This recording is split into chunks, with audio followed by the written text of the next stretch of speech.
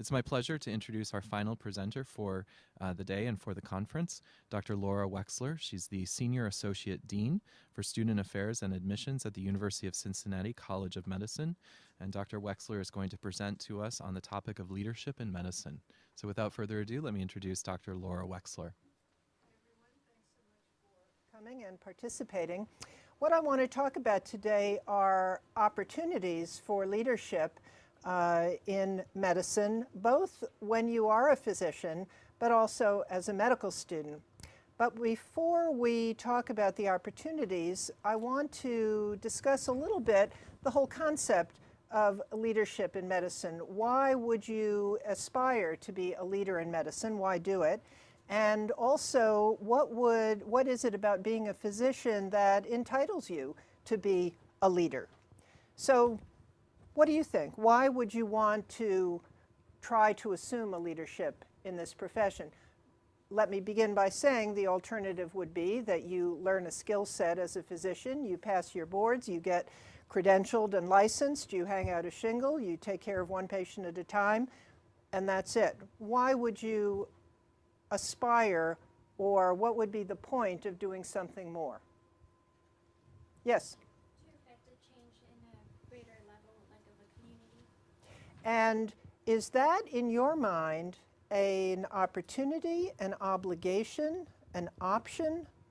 I think it's an obligation when you see that there's something that either is missing or that you want to improve, and you are able to pull a group of people together and effect that change. All right, what would be the other point of being a leader in medicine?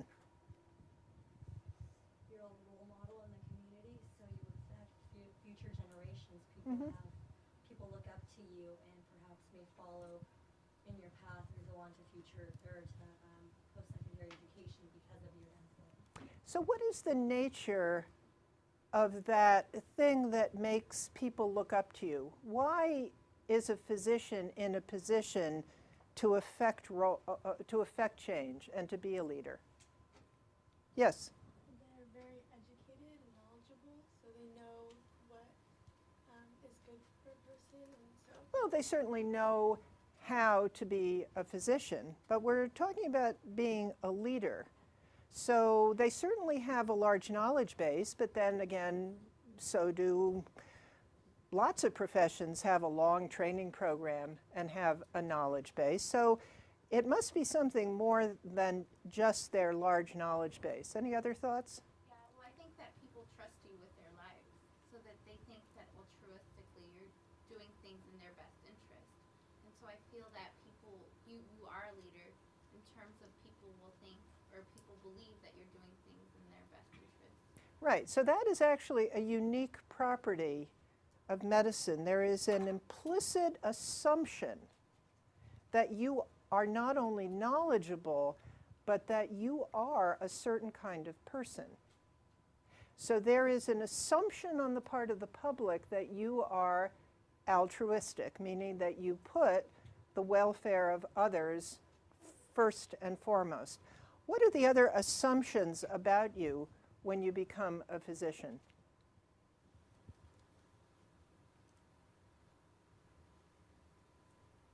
This is what I take from this conference is the doctor in Latin means teacher, and that's one aspect that we don't really think as a doctor as a teacher, but they're actually teaching us about our health, and so that's kind of why we entrust our lives with them. Excellent. So that's another thing which is really unique about the profession is that you are not only expected to teach your patients, but you actually are obligated and expected to teach younger physicians. I'm not sure everybody is aware, but that's actually part of the Hippocratic Oath and is part of the fundamental assumption about this profession that you profess your work, you teach it, and you are a standard of the professionalism that you associate with yourself, all right? When I got my airline ticket to come out here, I went to the Delta website and I filled in the information. And when I have to give my name, there's a drop-down box. And it says Mr., Ms., Mrs., Doctor. What other profession in this life comes with that consistent, assumed honorific? Not a stockbroker, not a plumber, and these are worthy professions, worthy work. One of the differences between medicine and almost anything else you do, except perhaps being a clergyman, being a religious figure, is there is an assumption that you are different from everybody else and worthy of honor. And worthy of honor. And in that regard, because you have that power, it's really a power that you have, because people make an assumption about you and about your character. With that power, as Spider-Man said, with great power comes great responsibility. So the fact is that not only are you expected and required and morally and ethically obligated to study hard and learn as much as you can and be an accurate physician, but you are also expected to adhere to certain very specific tenets of professionalism. And the reason why it is important to contemplate and contribute in a leadership role is to adhere to what are some very specific professional tenets. One of which is to improve the quality of health care, not just in your individual interaction with a single patient, but in some larger sense. Now, a student in a recent session said, what, I'm responsible for 7 billion people on this earth? Yes and no.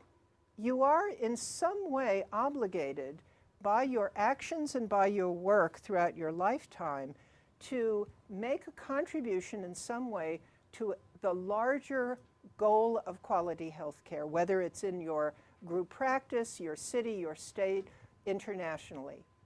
And in addition to the ethical treatment of an individual patient alone in a room with you is your ethical and altruistic care for the public at large and for the public's health. Now, what is the component of quality? So what is quality? Quality certainly means that you always strive to improve the outcome in a specific patient. They want to feel better, get better, live better, suffer less. These are outcomes in an individual patient. But you also want in some way to promote healthcare quality, which means making it in some way more accessible. After all, what good is it if you treat 10 or 100 or 1,000 individual patients when you are surrounded by a world in which millions or thousands of people are getting no health care? That is not fulfilling your obligation as a professional. So in some way you are obligated to work to make care more accessible, and you are also obligated to promote ethical care not only in yourself but in your colleagues and the profession as a whole. And ethical care includes not only beneficence, which is doing no harm and doing good, but also autonomy of your patients. What does autonomy of your patients mean? Well, it means that you, in doing good for them, you also educate them and enable them to participate and make decisions which improve their health care. What does this mean? You don't sell a product and sell as much of that product as you can, but you enable patients to participate in the decision whether care is appropriate and desirable to them. That's the principle of patient autonomy. Now, lest you think it is simply a political position, I assure you that the concept of social justice is embedded in the Hippocratic Oath, and it is an important black and white component of the physician charter. And a number of years ago, the Institute of Medicine, the American College of Physicians, and a number of other healthcare professional organizations banded together not to rewrite, but to restate the tenets of professionalism. And this was called the Physician's Charter. And it really defined what are the components of professionalism. And it included the principle of social justice. The three important, let me back up.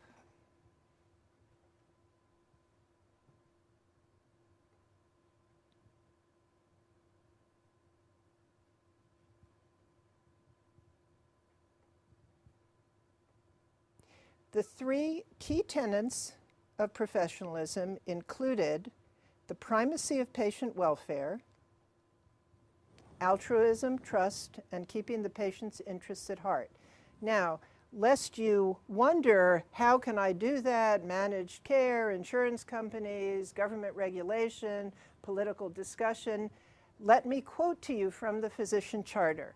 Market forces, societal pressures, and administrative exigencies must not compromise this principle.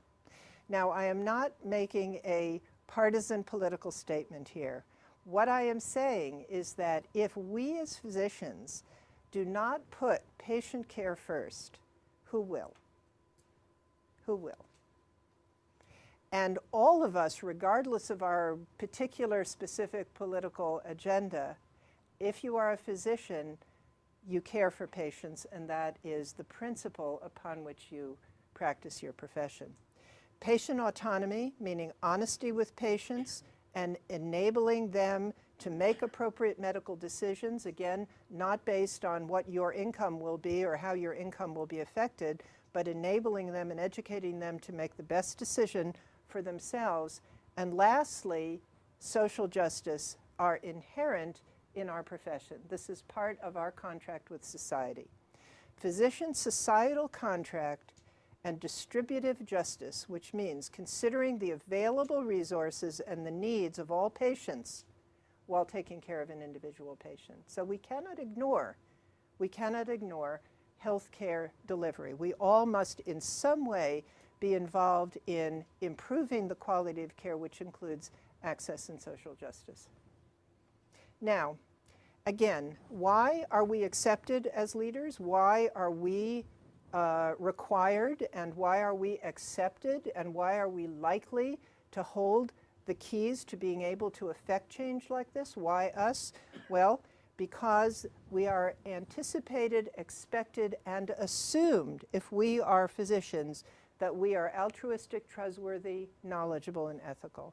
And because of this belief, which we earn and which we must adhere to, we do have the wherewithal, the power, and the obligation to affect change for better quality in medicine. So before I go any further, are there any further thoughts about this? This is what makes medicine a profession and not just a job. This is what makes it fundamentally different. Any other thoughts about this? All right, so what I would like to do now is I would like to talk a little bit about how physicians do this, how all different kinds of physicians can do this. And I'm then going to talk about how medical students not only can, but do this in a very important way. Student leadership experiences and service learning has an enormous importance in terms of your education as physicians, and also can really impact society as well. So, people in our country tend to practice within three types of institutional environments. There are academic health centers, which are formulated around medical schools, and an academic health center includes the College of Medicine, often other kinds of health profession training institutions, the affiliated hospitals and clinics associated with that academic health center, and usually research institutions. So the academic health center includes the composite, but it is fundamentally a medical school-oriented practice. Most of the healthcare in our country is delivered under a variety of different types of private practices, whether it is a solo physician in a rural environment or a 300-person practice in a large city. Most medicine in our country is private practice. Now, private practices band together to become a nonprofit or to become a large academically oriented clinic, like let's say the Mayo Clinic or the Cleveland Clinic. But again, the fundamental structure is that the physician is a private practitioner. We do have government health care in this country. Yes, we do. It's called the VA. And there is also the DoD, or Department of Defense, and these are government-run healthcare systems. I work in a VA hospital, and I have for many years. And I will put in a pitch for the VA. The VA is actually a very well-run government healthcare system that gives excellent care to a large number of patients. It also has a truly integrated, highly efficient electronic medical record. So it has also done a lot of very innovative work in this kind of government healthcare system. Now, within each of these types of practice, you have opportunities for leadership within the organization in which you work. So in an academic health center, which has 3 missions, the education of physicians, clinical practice, and research, you have specific tracks of leadership. The education of physicians, like any college, you have the opportunity to become an advance in the educational system, an instructor, assistant, associate, full professor. So you have the opportunity to take over larger and larger responsibility for the education of physicians, and including their ethical and moral education as well as their scientific education. Many academic health centers affiliate with hospitals and clinics that have a large obligation to care of the underserved. That is a historic fact about the way training institutions develop in our country, so that you have the opportunity within the academic health center's clinical mission to affect and to improve care of the underserved, and particularly in research related to healthcare delivery, you have the opportunity to involve yourself in research and discovery about how to better give cost-effective care. Now, in a private practice setting, you have many opportunities for leadership that can actually make an impact.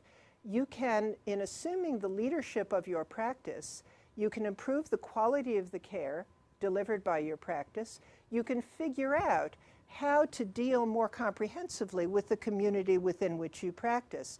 Is your community, not just the patients who walk into your office, but is the community at large receiving the kind of preventive care? Can you do something for the community at large as well as for the individual practice? How can you enhance the quality of care in the area within which you practice? And your leadership opportunities in the hospital to which you admit or the hospital system within you work to be the advocate for patients is very, very important. Who decides the hospital policy about who gets cared for and access to care?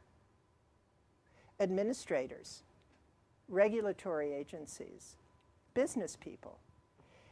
If you're not involved in the running of the hospital that cares for your patients, who else is going to advocate for the patients? Who has the patient's best interest at heart? It's the physician. The physician must take a role in determining how patients are cared for in the institutions with which you collaborate. The military, of course, has its own leadership track, and the Veterans Administration, within which most of the physicians like myself are civilians, also has many opportunities for leadership, having many of the same missions as an academic health center. Most VA hospitals are affiliated with medical schools, and your opportunities for research and teaching, as well as for innovative programs to improve the efficiency of care of large numbers of veterans, are very gratifying and rewarding. Now, let me talk about, though, getting outside your particular venue of practice, because many, if not most physicians, at some point get involved in some kind of larger organization of physicians, because it is often through collaboration and consolidation that you can make a real impact. So what is a state medical board? What does the state medical board do? Sure. And your license is pretty automatic. You need to have not been in trouble. You need to pass your licensure exam, and you need the attestation of your dean that you were a good citizen and that you're a good doctor. So once you're licensed, what the state medical board does is it weighs in if there is some accusation or evidence of non-professional behavior. So who is it that adjudicates, regulates, oversees, manages the unprofessional behavior of physicians? It's physicians. And indeed, one of the other tenets of professionalism is self-regulation. Self-regulation. When you think about it, that is a very unique and particular aspect of this profession. We are expected to control, to assess, and to regulate ourselves. So the state medical board weighs in and gets involved when there is a problem with the professional behavior. Now, what do you think it is that most commonly leads to a physician's license being revoked? By the way, you can look these things up online. If you go to the website of the State Medical Board, it is public record if a physician's license has been revoked. What is the commonest reason for license revocation? Medical error? Ethical issues. Like what specifically? Like maybe they don't take the patient's best interest into consideration. Sorry? No.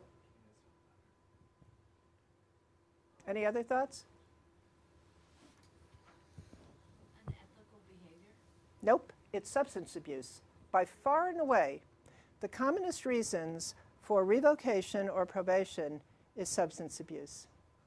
And medical boards have an obligation to protect the public and therefore take a very, very heavy hand when dealing with physicians who abuse substances. Now, I'm glad to say that their attitude is to attempt rehabilitation of the physician. But again, I think it's interesting when you think about it that this is all self-regulated. So one of the opportunities for contributing to the quality and to the ethics of your profession is to participate in some kind of activity related to the ethical and professional behavior and counseling and rehabilitation of physicians, because part of a profession is that we govern ourselves. Now, virtually all physicians at some point join some kind of professional organization, which is a much more common route of getting involved in leadership within your profession. So a professional organization would include the American Medical Association, the American Heart Association. So the AMA is a overriding voluntary organization of physicians, which is predominantly associated with advocacy for physicians. The American Heart Association is a foundation dedicated to raising money and sponsoring research and patient education, but it also provides continuing medical education for physicians. And many professional organizations have as one of their missions enabling physicians to continuously educate themselves. The good news after you graduate from medical school is you don't have as many exams. The bad news is you have them forever, because in order to remain certified in your specialty, you must engage in MOC, maintenance of certification. So as I'm fond of saying, I'm almost ready for Medicare, and I took an exam a year and a half ago to recertify in cardiology, all right? So the professional organizations get involved in enabling physicians to do the continuous education. They foster research, and they help with advocacy of physicians. What do I mean by that? Tort reform, reimbursement issues. They are, in that sense, a guild, many professional organizations, for the physician, but increasingly these organizations are of the profession, but for the patient. And they enable physicians to get involved in patient advocacy and patient education. There are many professional organizations for all of the subspecialties.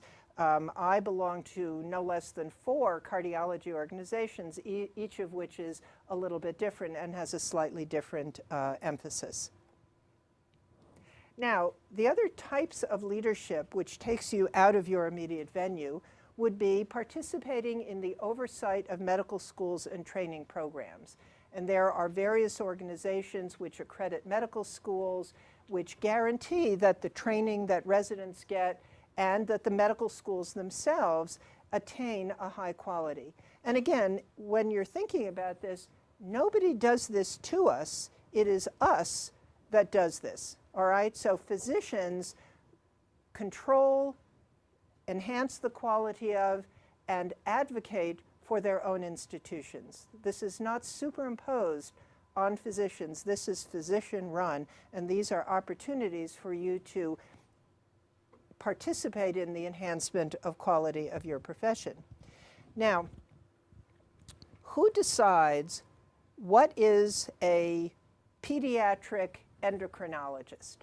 And what knowledge base does a physician have to be certified as a pediatric endocrinologist, a colorectal surgeon, a geriatric psychiatrist, an interventional cardiologist? Who decides that? We decide that. Boards of specialists band together, study their own profession, and develop the definitions and credentials of various medical subspecialties, and then they develop the credentialing requirements. They write the exams, they develop the criteria for certification and recertification. So again, this is another opportunity to enhance and to promote quality in your profession. So a professor of mine a number of years ago, about 15 years ago, called me up and asked if I was interested in writing exam questions for the cardiology boards.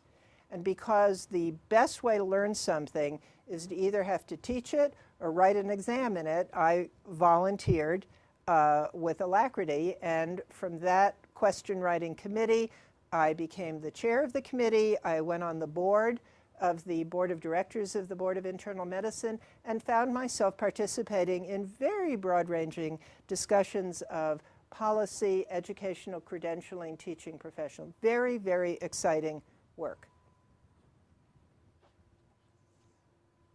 Now, students.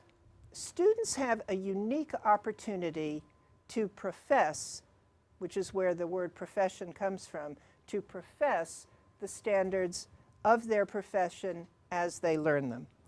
Why is that? That's because just as a physician has a reputation and an assumption of quality associated with them, even as you are a student doctor, once you are accepted into the training program to be a physician, the public, and in particular students younger than you, make an assumption about your quality. So just as you now feel admiring of someone who is in medical school, imagine what a middle school student feels about a medical student or a future doctor. So because of this admiration that you will gain as a student doctor, even before you are licensed in credentials, because of that, you have a certain power to influence.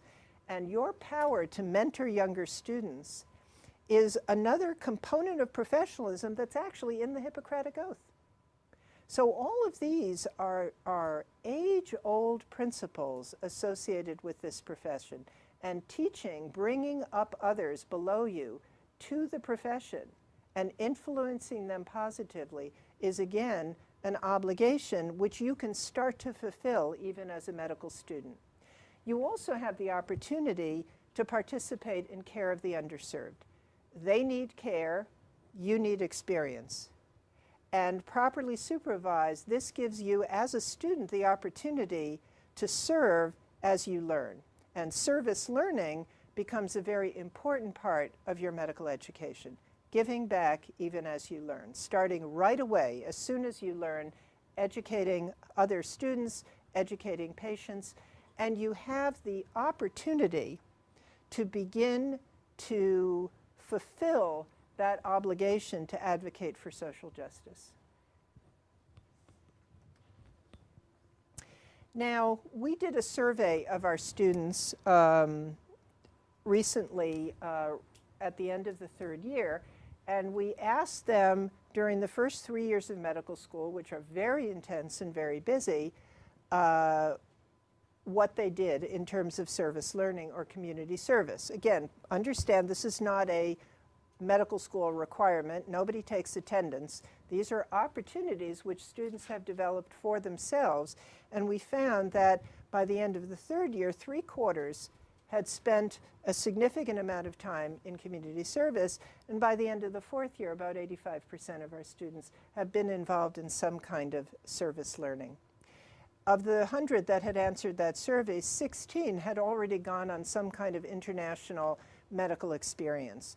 It's a superb way to find out how medical care is done in another country, and again, a wonderful opportunity to give back, to mentor, and to get the experience of caring for the underserved. So where do our students serve? There are probably 35 or 40 student organizations in our medical school, and I think that most medical schools have a plethora of student organizations. Most of them are involved in some kind of service learning, and the organizations range from the student chapter of the American Medical Association to the American Medical Student Association, but particularly special interest clubs like the obstetrics, pediatrics, internal medicine, family medicine, all of the profession or subspecialty related interest clubs usually perform some kind of participation in a clinic, advocacy, mentoring, etc. Students which have a particular interest or political agenda will also advocate for their profession by performing service. So let me tell you about a few of the organizations, and I do this not so much to advertise my medical school, University of Cincinnati, but to give you some ideas about what students can do, because the important thing I want you to realize as I describe these organizations is that every single one of these organizations was founded by students, and they are all directed by students. We, the administration, did not found these. These were all student-generated organizations. The Urban Health Project is a completely student-run nonprofit organization which has been in existence almost 25 years. And each year, 2 second-year medical students assume directorship, so they learn about how to run a nonprofit. They fundraise from corporations and other hospitals, and they provide internships for students who've just finished their first year of medical school in various social service agencies throughout the inner city. And not only do these students contribute to the functioning of these agencies throughout the summer, but many of the students have contributed real products to the functioning of these institutions. One student made a resource map for homeless families, which is still distributed widely by agencies throughout the city. Another student developed an organization for runaway children, a travel sort of field trip organization. So students have made a real impact in doing this work. They have worked in a variety of types of agencies. Lighthouse Youth Crisis, for example, is for runaway children. Various advocacy and support groups for children, for women with breast cancer. One of the more recent associations is a fascinating project.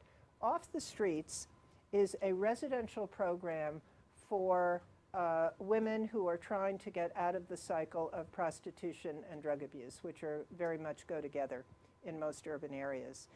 The women live there and try to train to do something else with their lives. A medical student 2 years ago volunteered there to, of all things, teach ballet.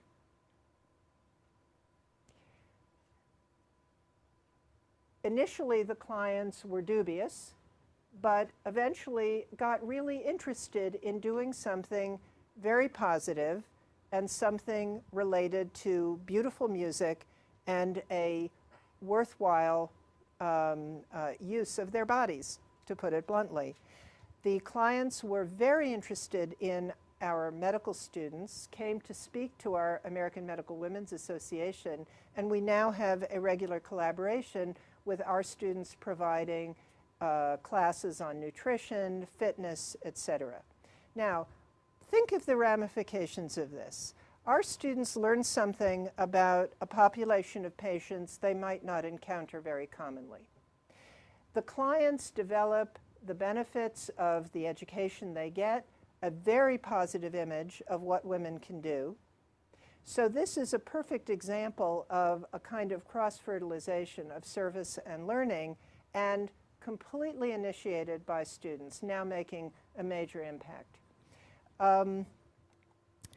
The other organization, which has been around for well over 20 years in our institution, is a free clinic in a local homeless shelter. Ohio's largest homeless shelter, called the Drop-In Center, had no medical care within the shelter itself, and a bunch of medical students found an old supply closet and renovated it and got the students from the design school to help organize it more efficiently. And they now have a free clinic. They collaborate with students from the School of Pharmacy to run a small free pharmacy with donated pharmaceuticals. And they recently engaged graduate students from Healthcare Administration program to help them with fundraising and a business plan, and now have a very successful clinic. What do they do in the clinic? They do basic medical care, nutrition, crisis intervention. If the patient is really sick, we give them a taxi voucher to go to the hospital, but we try to enable these very unfortunate men, women, and families to get along and to get some basic medical care. Now, the other thing they do, which I think is a good example of how students can make a real difference, there was an index case of tuberculosis a number of years ago in the homeless shelter, and the students working there in looking into tuberculosis among the homeless found that there was a very poor record of follow-up after testing for TB in that population. So they developed a project to try to improve compliance with TB testing. And they not only were very successful in creating this incentive program, but they actually made a measurable difference on the prevalence of tuberculosis among the homeless, and were recently cited by the health department for their contributions to health in the city. So students can really make a difference, And again, in doing projects, particularly with the underserved, which I think will lead to, we hope, a continued sense of the importance of this kind of outreach, even as you drill down to become a more specialized physician. Med Mentors is another program which many of our students participate in. We collaborate with the Cincinnati public school system. Children are referred to be partnered with medical students, and most medical students stick with their mentee for the full 4 years. What do they provide? They meet with their kid regularly to do homework, but also to expose them to social and cultural events, to be a role model and to be a companion. And I think that the students who benefit from this include the students, the young students who are the mentees, but the mentors as well. Can you imagine taking a troubled 7th grader and 4 years later have the sense that you helped that child graduate from high school? It's really a tremendous program. There is a racetrack outside of Cincinnati called Turfway, and most of the people who work, and of course it's seasonal work, are migrant workers, many of them Hispanic. They have no health insurance and get little care. So we have a free clinic, as you can see in the back of the park. This is manned by medical students with a few faculty preceptors. And not only do our students get the opportunity to care for these patients, but it's a great place to practice your Spanish. We have a very active medical Spanish club where Spanish speakers in our student body teach their classmates, and they learn something about culturally compassionate care to a population of patients who get very little care otherwise. Docs Ought to Care, or Doc Talks, is again a student-run organization. They give public health talks in local schools. And I think these are valuable, not just the information that you impart, but the fact that it's a young person talking to the students. So it's again a way of role modeling. Look at me, I'm a medical student, you could do this too. All right, so again, very important kind of leadership and outreach to the young. Now, not all projects have to be big projects. One of our medical students has a 3-year-old who is in remission from acute leukemia. So 2 of his classmates contacted a fundraising organization called St. Baldrick's. Medical students got pledges of money to be donated to pediatric cancer research if they shaved their heads. So it was kind of a wild and crazy event. It's called St. Baldrick's, and we had about 20 students or 30 students with shaved heads. And the point was that they made a fair amount of money for research, and we got wonderful media coverage, not for the school, but for student physicians. Again, a way of advocating for and professing the altruism and idealism of your profession. And I got to shave heads, which was a lot of fun.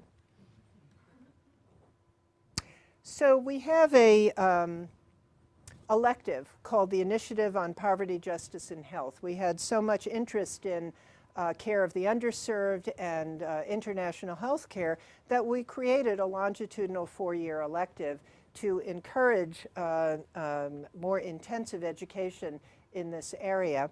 And the students in this elective study together, do a lot of the volunteer activities I've described, but and many of them participate in the international health care we have available, but they also develop new initiatives. And I'll end with just talking about the most recent project. And again, I want to emphasize that the administration, the teachers, had nothing to do with this. 2 students came to see me about a year and a half ago.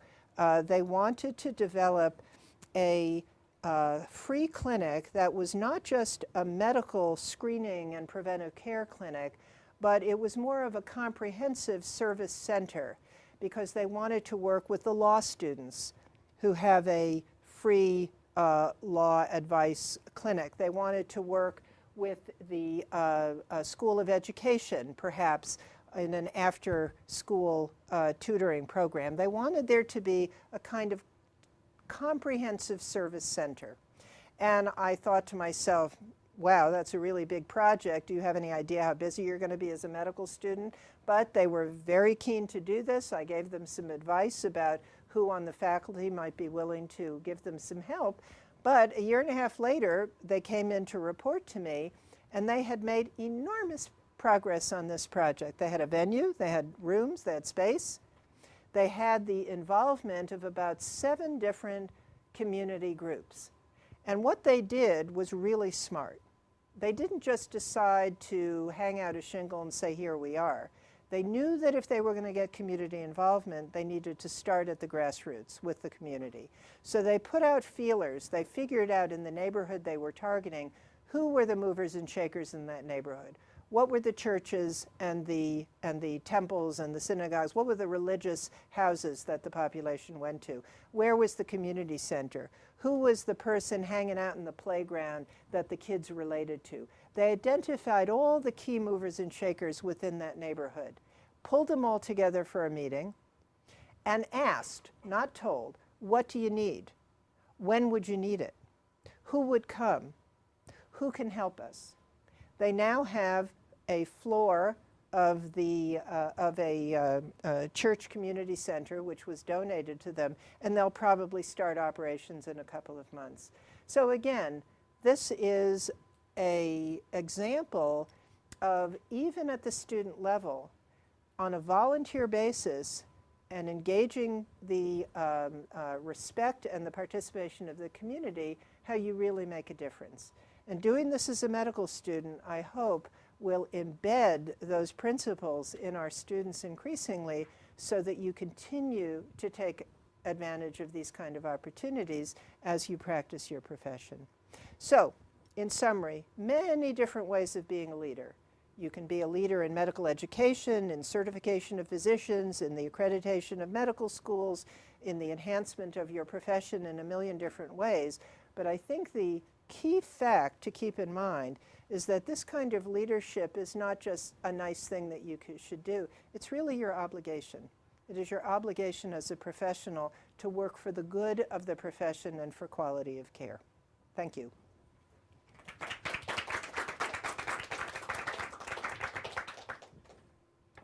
Thank you so much, Dr. Wexler. We have time for just a couple of questions.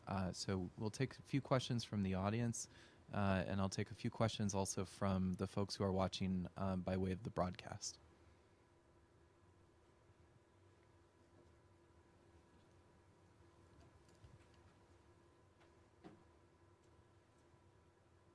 I have a question. So, at the beginning, when you talked about what is a physician's duties, one of the charter points was you have to be honest with the patient and make sure they understand everything. Now, I have heard that at times physicians exclude certain details for certain reasons. In your opinion, is it ever okay to not tell patients certain things for any reason? Sure. I mean, this is a matter of judgment. Oh, the question was, I made reference to the necessity of being totally honest with patients and this idea of patient autonomy, that it is your obligation to educate patients so that they can participate in their care and make good decisions. Patients come to you with all degrees of education, intelligence, sophistication, and language. You should assume that your patient has the capacity to understand what you're saying and not make assumptions that because they may be uneducated, they can't. Having said that, patients differ a great deal in not only what they can understand, but what they want to hear. And part of being a culturally sensitive physician is getting to know your patient well enough that you know whether there are or are not limitations on what they want to hear. Now, one of the principles of being a culturally sensitive physician is to figure out, how do you find out the information? Well, the obvious way is you ask. So one of the things you do when you're talking with a patient is you ask very directly, do you like details about your care? And in my experience, most patients do.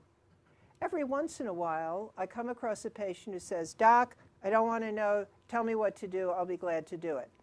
And I interpret that as that the patient may be scared and that it may take me more time than usual to educate them, and that I have to be careful and sensitive to what they can hear. So that's sort of a long answer to a short question.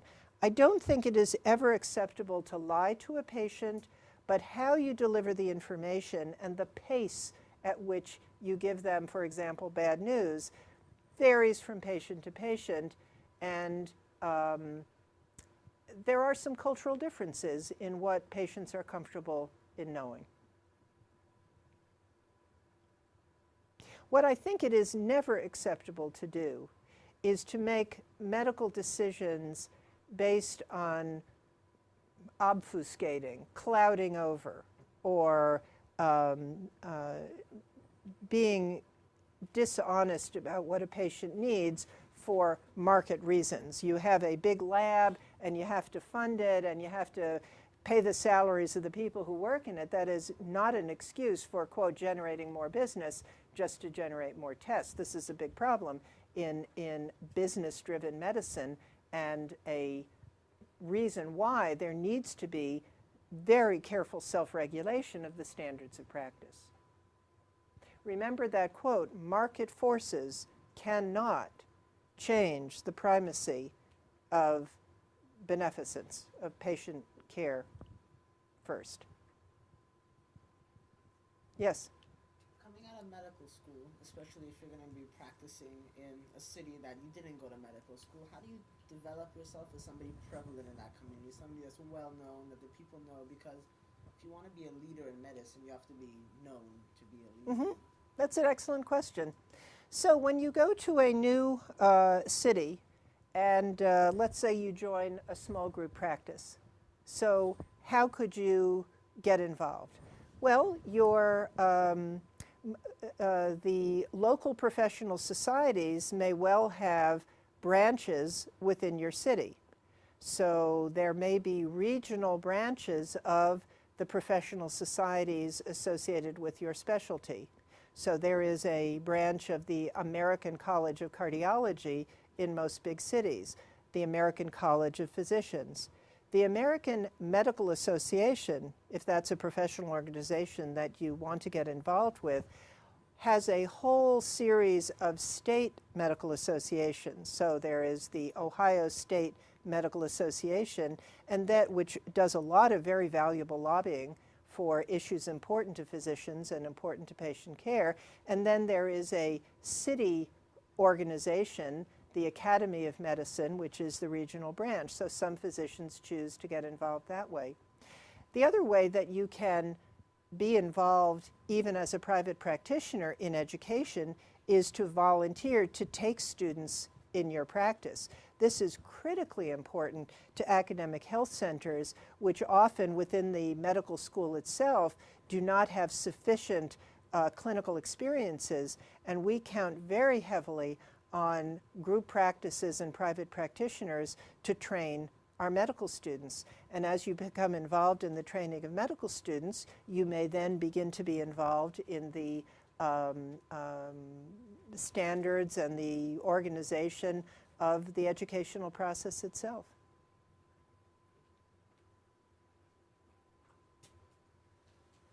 Dr. Wexler, given the current structure within our medical delivery system in this country, what do you see are the, let's say, top one or two critical challenges to maintaining professionalism? But do you see any opportunities within the current system of enhancing the physician community's commitment to professionalism? I think in a way, the biggest threat to professionalism is indifference or a sense of powerlessness on the part of a physician. If you feel that it is managed care or the insurance companies or Medicare or whatever organization it is that runs you, then you have no power, no ability to, and that you have no power or ability, we lose the opportunity to guide the development of a medical care system within our city and within our state and within our country. And sort of internecine fighting, of course, is the other threat. I think that it is critically important for physicians to keep their eye on the primacy of patient advocacy and patient care as the predominant force that drives them. And in our particular system, one of the tensions that develops is because we are a fee-for-service reimbursement system, that system tends to develop sort of competition between different specialties and creates turf wars. So it is critically important, even if you join an organization that advocates for your particular subspecialty, that you have some involvement in an organization or activity that advocates for patient care, and keeping your eye on the primacy of that as a professional is critically important. I think the biggest threat is for physicians to forget the power that they have to drive policy and to advocate for care. And again, I want to remove this from the political agenda. It's not a right-wing or left-wing or Republican or Democrat. It's putting patients first. putting patients first. And with that, with the focus on the patient, I think we'll end here. So again, let's thank Dr. Wexler for her time and for the challenge that she presented to us to embrace professionalism and to own our place in this time-honored profession of delivering care to those who need it most. Thank you.